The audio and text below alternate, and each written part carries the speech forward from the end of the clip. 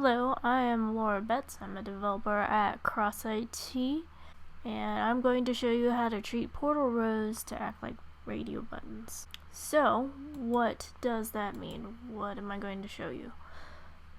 As you can see here, there are two portals on here, one with buttons and the other with checkbox. As I go to the one with portals, you'll see me selecting a button on different portal rows and it deselecting in other rows. In the checkbox, you'll see me click on a different checkbox in a different row, and it gives out an alert that there's already a checkbox selected in a different portal row, and therefore this checkbox cannot be deselected until we deselect checkbox in one row and check it in a different row.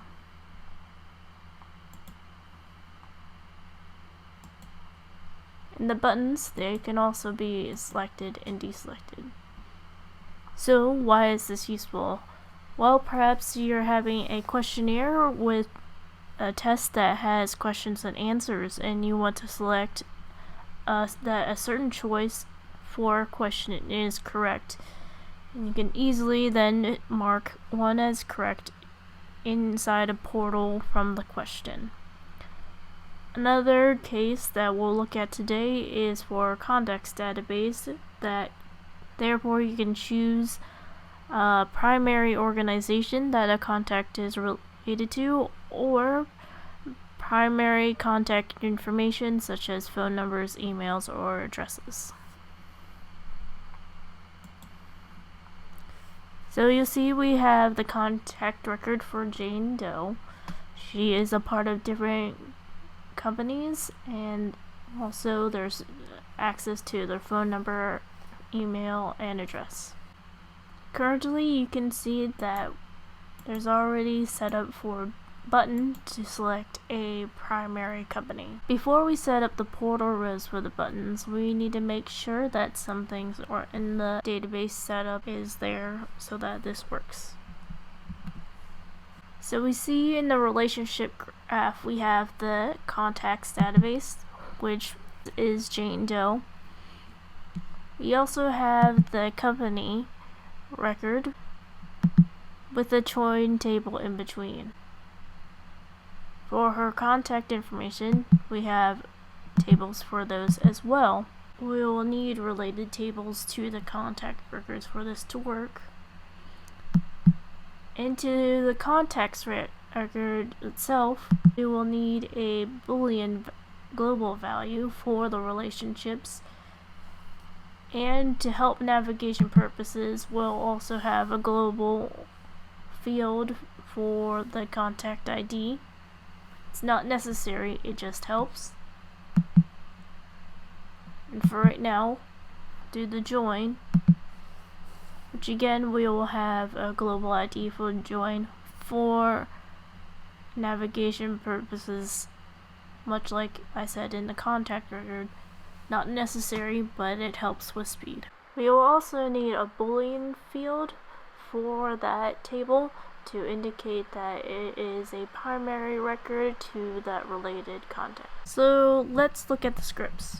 For the button, I have three different parameters that I am passing through the button. Choice ID, that is the ID of the related record of the one I am currently clicking on. Option, whether I am selecting it or deselecting it. And item ID is the ID of the main table that I'm working on, which is currently Jane Doe. So once we get the parameters, we're freezing the window so that the user doesn't see what the next steps are going on, so there isn't a window flash. Now we see that we're getting the ID of the current contact record into the global field that we set in our main table. With the relationship, we can get the ID, then we will set a variable based on that global relationship of the choice that has previously been picked as a primary choice. Then we'll navigate to the join table, so then we can start working on selecting the new choice.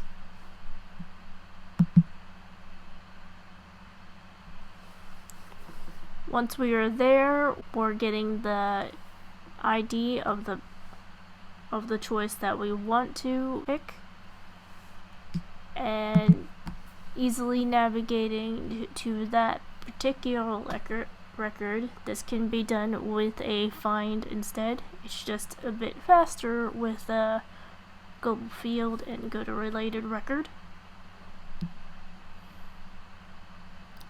After we successfully navigate to the record, we'll set that choice that we are making as the primary choice into the field that marks it as primary in the related table. So now we have this if statement of whether a choice has been previously picked and if that previous pick is different than the one we are picking now. If there has been a previous pick and it's different, then we again set a global field and navigate to that specific record. So that once we're on that record, we can deselect it as the correct choice by nulling out the field that marks it as primary.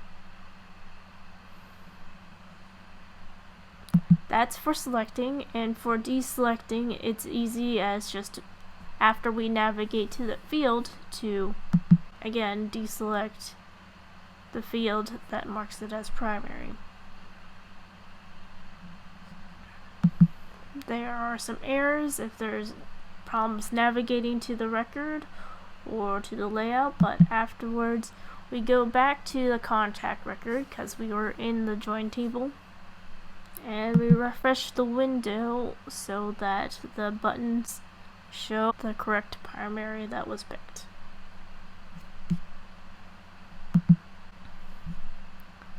Now that we have the script for the button, let's go into layout mode and see what happens here. So we have a button bar here, which actually has two different sections. And as we can see, that one is an icon that shows that it is empty, and then one is an icon that's almost the same to show the fill. This does work better when you have icons that look similar, but just has a small difference to it. This one, the empty one, is to show that it's deselected, and this one's to show that it's selected. Another feature that I added was onto the selected one is some conditional formatting, which the formula is just 1, and the icon color is whatever I wanted it to be. Within the button bar, there's also different hide parameters. So this is based off of the related table with the primary field. If the deselected needs to hide whenever it is selected as primary, and the selected needs to hide when it's not primary.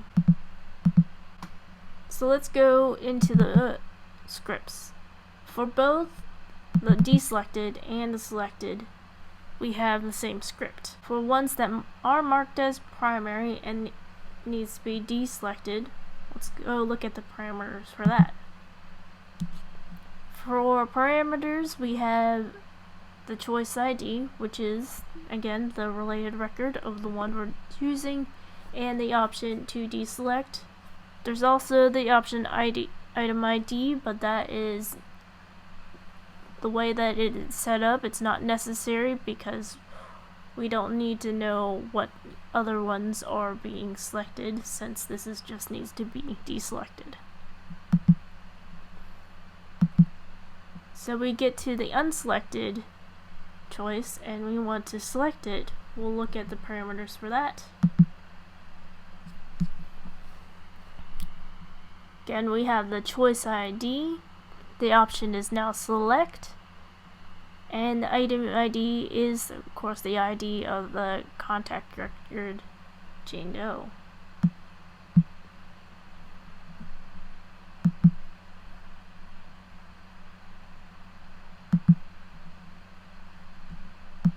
So that is how buttons set up.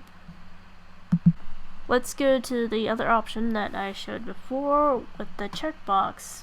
When you try to select a different row and it gives a message that that is not allowed. So let's look at the script for that.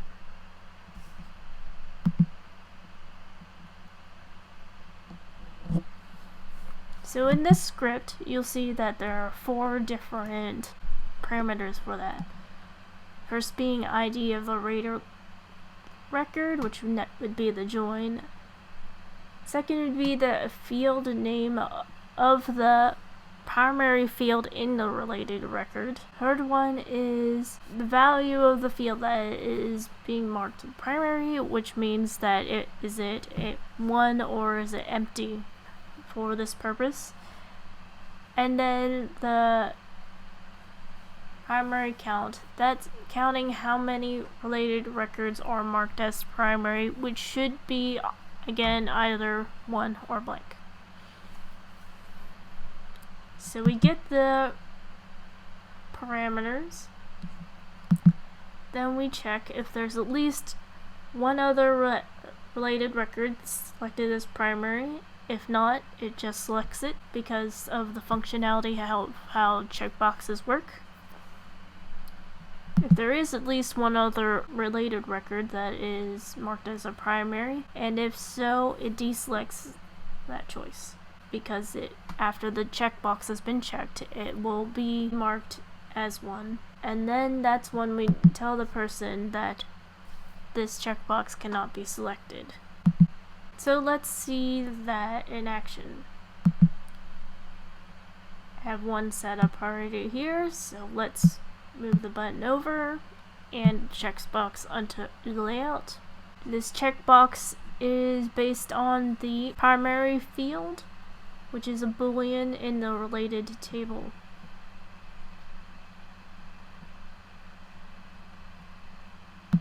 In this, we have a script trigger. It is for onObject modify. We select the script that we have just made, and the parameters that we have set is the ID of the join table, of the one we were selecting, field name of the primary field in the related record, which get field name is a good way to get it dynamically in case the field name ever changes, the value of that field, and then again, value count list of the primary field, which it doesn't matter how many records there are, since we're going to only list the related records that have a value, the 1 value. That is what's being listed out here, and the value count is what is being counted, that list.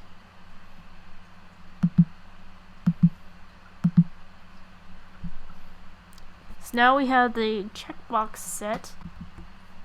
Let's save the record so that it now has the checkbox in it. And now we can see that when we select a different organization, it gives a message. We can deselect one and then select another one. The advantage of doing it with the checkbox over the button is that you can easily copy and paste that script anywhere because of the use of passing variables with the field names. You can trust the way that the checkbox works without having to configure what hides and what shows. With the buttons, it has to be more specific to that current table and related record. So that's a little tip of how to advance your user interface by having pull row buttons act like radio buttons. Thank you for watching this tutorial, and Stay safe, have a great day.